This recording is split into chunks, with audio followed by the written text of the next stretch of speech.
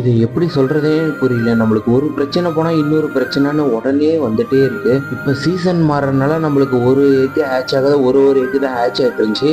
சரி அந்த ஒரு சிக்கா நல்லா பார்த்துக்கலான்னா, அந்த ஒரு சிக்கையும் எலி வந்து தூக்கிட்டு போய் கொன்னுட்டு இருந்துச்சு.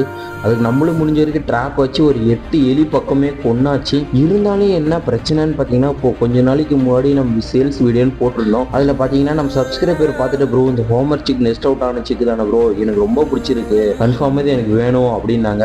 நாளைக்கு சண்டே, இன்னைக்கு சாட்டர்டே, அதுக்கப்புறம் காலையில் சண்டே வரான் ப்ரோ, சிக்ஸ் எல்லாம் எப்படி இருக்கு கொஞ்சம் போட்டோ எடுத்து அனுப்புங்கன்னாரு. நம்ம பழைய கேஜுக்குள்ளேருந்து திடீர்னு எறும்பு ரத்தம்லாம் இருந்துச்சு. உள்ளே போய் பார்த்தா அந்த அவ்வளோ பெரிய சிக்கையே ஒரு எலி கொன்று வச்சிருக்கு. அது என்ன பண்ணுறதுனே தெரியல. பார்த்தீங்கன்னா தொண்டையிலேருந்து அது இறப்பையிலேருந்து எதுவுமே காணோம். எலியை நான் என்னதான் பண்ணுறதே எனக்கு புரியல. என்னால் முடிஞ்ச வரைக்கும் நானும் ட்ரை பண்ணிட்டேன். இப்போ அவர் பாவம் ரொம்ப ஃபீல் ஆகிட்டார். என்னோட அவர் தான் அதிகமாக. உங்கள் கேஜியில் இந்த மாதிரி பூனை எலி தொல்லை இருந்தால் தயவு செஞ்சு டவுன் பண்ணுங்களா, பூரெல்லாம் இறந்துரும்.